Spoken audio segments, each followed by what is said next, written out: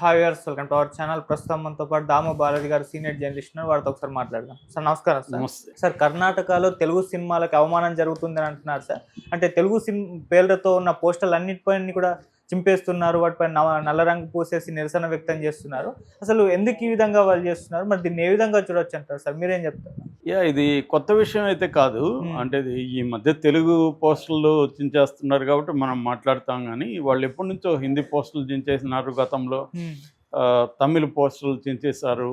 ఇవి ఎప్పటి నుంచో జరుగుతుంది. ఎందుకంటే కర్ణాటకలో బెంగళూరులో నేను 1997 నుంచి ఒక 3 ఏళ్ళు ఉన్నాను, 2010 నుంచి ఒక 3 ఏళ్ళు ఉన్నాను. మొత్తం 6 ఏళ్ళు నేను బెంగళూరులో ఉన్నాను. నాకు కన్నడ బాగా వచ్చు, చదవడం రాయడం అంతా కూడా ట్రాన్స్లేట్ కూడా చేశాను నేను.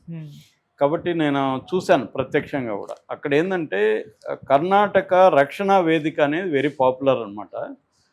దాదాపు 12,000 బ్రాంచీలు ఎంతో ఉన్నాయి 30 జిల్లాల్లో. దాదాపు 60 లక్షల మంది సభ్యులు ఉండేవాళ్ళు. అది కూడా ఈ మధ్య చీలింది. ఒకటి నారాయణ గౌడ ఫ్యాక్షను అట్లాగా చీలిందనమాట. సో ప్రధానంగా వాళ్ళు ఈ కన్నడ పరిరక్షణ ఉద్యమం అనేది చేస్తుంటారు. బేసిక్గా ఏంటంటే బెంగళూరు కావచ్చు, లేకపోతే కర్ణాటకలో కన్నడ భాష, సంస్కృతి వీటి మీద వేరే భాషల పెత్తనం అనేది బలంగా ఉంది అక్కడ. ఫర్ ఎగ్జాంపుల్ బెంగళూరులో నాన్ కన్నడిగా పాపులేషనే ఎక్కువ ఉంటుంది. సినిమాలు కూడా నాన్ కన్నడ సినిమాలే ఎక్కువ రిలీజ్ అవుతుంటాయి అక్కడ ఆయా లాంగ్వేజ్లో.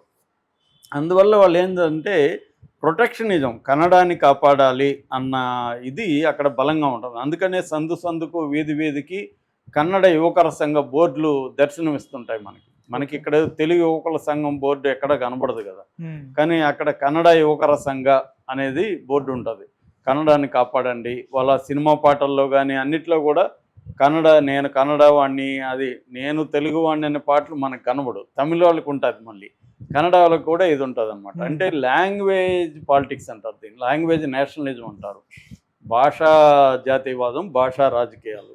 సో ఈ భాషని పరిరక్షించాలి, భాషా రాజకీయాలని కాపాడుకోవాలి, కల్చర్ని కాపాడుకోవాలి అన్న ఇది ప్రొటెక్షనిజం అనేది కర్ణాటకలో ఎప్పటి నుంచో ఉంది, బెంగళూరులో కూడా ఎప్పటి నుంచో ఉంటుంది. ఈ మధ్య కూడా వాళ్ళు మొత్తం ఇంగ్లీషు బోర్డులన్నింటినీ ధ్వంసం చేసే కార్యక్రమం కూడా ఆ మధ్య ఈ కర్ణాటక రక్షణ వేదిక, కరవే అంటారు దానికి, ఇంగ్లీష్లో కేఆర్వి అంటారు. ఈ కర్ణాటక రక్షణ వేదిక వాళ్ళు మొత్తం ఇంగ్లీష్లో ఉండే బోర్డులన్నింటినీ కూడా కొట్టేశారు. అంటే కన్నడలో మీరు బోర్డులు ఎందుకు పెట్టట్లేదని. సో ఈవెన్ ఎయిర్పోర్ట్లోకి వెళ్ళి కన్నడలో కూడా అనౌన్స్మెంట్ చేయాలని ఇప్పుడు కూడా ఎయిర్పోర్ట్లో అక్కడ దేవనహల్లిలో కన్నడలో అనౌన్స్మెంట్ ఉందన్నమాట. మనకి తెలుగులో ఎయిర్పోర్ట్లలో పెద్దగా ఉండదు. సో అట్లాగా ఎక్కడెక్కడ కన్నడ లేదో అక్కడంతా కన్నడ చేయాలనేది ఒకటి. అట్లాగే యాంటీ హిందీ మూవ్మెంట్ కూడా అక్కడ బలంగా ఉంది. ఎందుకంటే మనం మామూలుగా ఇప్పుడు తెలుగు వాళ్ళకు ఉండే లక్షణం ఏంటంటే ఎక్కడ పోయినా మనం వాళ్ళ భాషలు నేర్చుకునేస్తాం. తమిళనాడులో ఉంటే తమిళలోనే మన వాళ్ళు మాట్లాడేస్తారు, నేర్చుకుంటారు. కానీ తమిళ వాళ్ళకి ఈ లక్షణం తక్కువ. తమిళ వాళ్ళు ఇక్కడికి వస్తే తెలుగు నేర్చుకొని మాట్లాడే వాళ్ళు చాలా తక్కువ మంది ఉంటారు. ఇంకా నార్త్ వాళ్ళు అయితే అసలు తెలుగే మాట్లాడరు, నేర్చుకోవడానికి కూడా ట్రై చేయదు, 2 పదాలు కూడా రావు వాళ్ళకి. బెంగళూరులో కూడా నేను చూశాను నార్త్ వాళ్ళు. నేను ఇప్పుడు కన్నడ బ్రహ్మాండంగా నేర్చుకున్నా, చాలామంది నేర్చుకుంటారు కన్నడ. ఇప్పుడు మన చిత్తూరు జిల్లా, మా జిల్లా చిత్తూరు నుంచి చాలామంది ఉంటారు, నెల్లూరు, రాయలసీమ నుంచి ఎక్కువ ఉంటారు. వీళ్ళందరూ కన్నడ నేర్చుకునేస్తారు. కానీ నార్త్ ఇండియా వాళ్ళు 2 ముక్కలు కూడా కన్నడలో రావు వాళ్ళకి. అంటే కనీసం ఓట అయితా అంటే భోంచేసావని అడగడం కూడా కన్నడలో అడగరు, వాళ్ళు నేర్చుకోరు. ఇది మేజర్ ప్రాబ్లం అనమాట. వాళ్ళకి అవమానంగా ఉంటుంది. వీళ్ళు హిందీ మాట్లాడాలి. పాపం కన్నడ వాళ్ళు ఎంత మంచివాళ్ళు అంటే, మనం సరిగ్గా కన్నడ రాదని అర్థమైతే వాళ్ళు శుభ్రంగా మనతో తెలుగులో మాట్లాడతారు. ఏ షాప్లో మా ఫ్రెండ్ ఉండేవాడు, అతను విజయవాడలో ఎలాగ మాట్లాడతాడో బెంగళూరులో కూడా అందరి దగ్గరికి పోయి అరటి పండు ఎంత అండి, ఈ సిగరెట్ ఉందా, ఇలాగే తెలుగులో అడిగితే వాళ్ళు కూడా పాపం తెలుగులోనే సమాధానం ఇచ్చేవాళ్ళు. ఇలాగా కన్నడ మీద నాన్ కన్నడిగలో పెత్తనం అనేది బలంగా కర్ణాటకలో ఉండడం అనేది ఒక కారణం. దానివల్ల కన్నడని రక్షించాలి అన్న ఉద్యమాలు అక్కడ బలంగా ఎప్పటి నుంచో ఉన్నాయి. ఇది సినిమా రంగానికి కూడా ఉంది. సినిమాలో కూడా మీకు బెంగళూరులో చూస్తే నాన్ కన్నడ లాంగ్వేజ్ సినిమాలే బలంగా ఉంటాయి. దానికి ఒక కారణం ఏంటంటే కన్నడ సినిమా ఇండస్ట్రీ చిన్నది ఒకటి, రెండోది ఒకప్పుడు కన్నడ సినిమాల క్వాలిటీ కూడా అంత గొప్పగా ఉండేది కాదు, ఏవో కొన్ని సినిమాలు తప్ప. అంతకంటే మంచి క్వాలిటీతో హిందీ, తమిళ్, తెలుగు సినిమాలు ఉండేవి. అందువల్ల అక్కడ కన్నడ వాళ్ళకి చాలామందికి తెలుగు వస్తుంది, అర్థమవుతుంది కాబట్టి వాళ్ళు కూడా తమిళ్ సినిమాలు, కన్నడ సినిమాలు, హిందీ సినిమాలు ఇవి చూసేవాళ్ళు ఓకే. కన్నడ వాళ్ళు కూడా. అందువల్ల ఏమైంది, కన్నడ ఇండస్ట్రీ అనేది ఇంకా ఇబ్బందిలోకి వెళ్ళిపోయింది. దాంతో వాళ్ళు డబ్బింగ్ని బ్యాన్ చేశారు. చాలా కాలం పాటు డబ్బింగ్ లేదు. ఇప్పుడు కూడా డబ్బింగ్ సినిమాలు అంటే టీవీల్లో వాటిలో వస్తున్నాయి, కానీ మెయిన్ స్ట్రీమ్ థియేటర్లో డబ్బింగ్ సినిమాలని ఆడించకూడదు అనేది ఉంది. అది డబ్బింగ్ సినిమాలే కాకుండా రీమేక్ సినిమాలు కూడా చేయకూడదని కూడా చాలామంది ఉండేది. ఆ మధ్య శివరాజ్ కుమార్ కవచ్ అని మా ఫ్రెండ్ డైరెక్టర్, దానికి వాసు అని, ఆయన 12 ఏళ్ల తర్వాత ఏమో Shivaraj Kumar first time remake సినిమా చేశాడు.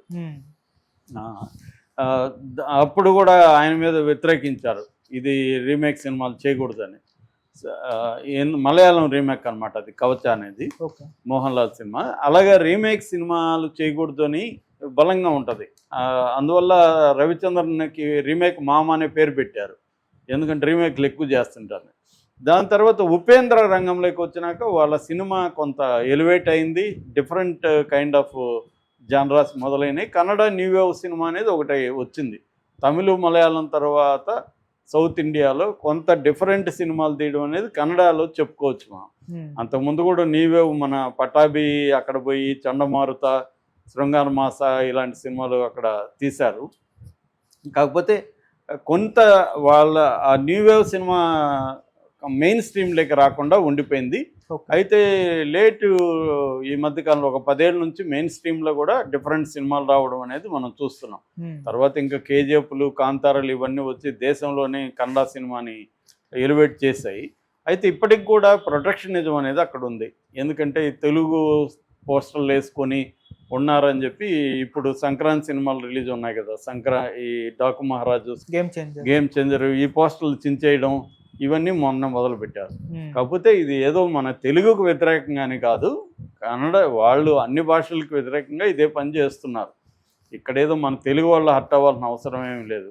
మన తెలుగుకి ఏదో అన్యాయం జరిగిపోతున్నట్టు మన మీడియా చెప్తుంది, కానీ ఇక్కడ తెలుగుకి ఏం అన్యాయం జరగలేదు. వాళ్ళని మనం అర్థం చేసుకోవాలి, వాళ్ళ ప్రొటెక్షనిజాన్ని మనం అర్థం చేసుకోవాలి. ఇప్పుడు ఎందుకు ప్రొటెక్షనిజం ఉంటుంది, వాళ్ళ ఉనికికే ప్రమాదం వచ్చినప్పుడు వాళ్ళు ప్రొటెక్షనిజం అని ఉంటుంది. ఇప్పుడు ఎందుకు ట్రంప్ విదేశీ వస్తువుల ఇంపోర్ట్ల మీద నేను ట్యాక్స్లు వేస్తానని చెప్తున్నాడు, అక్కడ అమెరికాలో ఉండే మ్యానుఫ్యాక్చరింగ్ సెక్టర్ ఇబ్బంది పడుతుంది, అది రూయిన్ అయిపోతుంది అని చెప్పి ఆయన ప్రధానంగా చైనా గూడ్స్ ఎక్కువ ఉన్నాయి కాబట్టి చైనా వాళ్ళ మీద 100%, ఇటు మెక్సికో సరుకుల మీద 100%, మిగతా వాటి మీద 20%, అలాగే నేను ట్యాక్స్లు ఇంపోజ్ చేస్తానని అంటున్నాడు.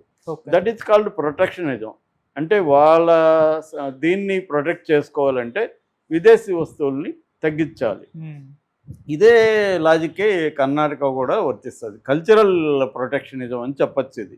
వాళ్ళ లాంగ్వేజ్ని, వాళ్ళ కల్చర్ని ప్రొటెక్ట్ చేసుకోవడానికి.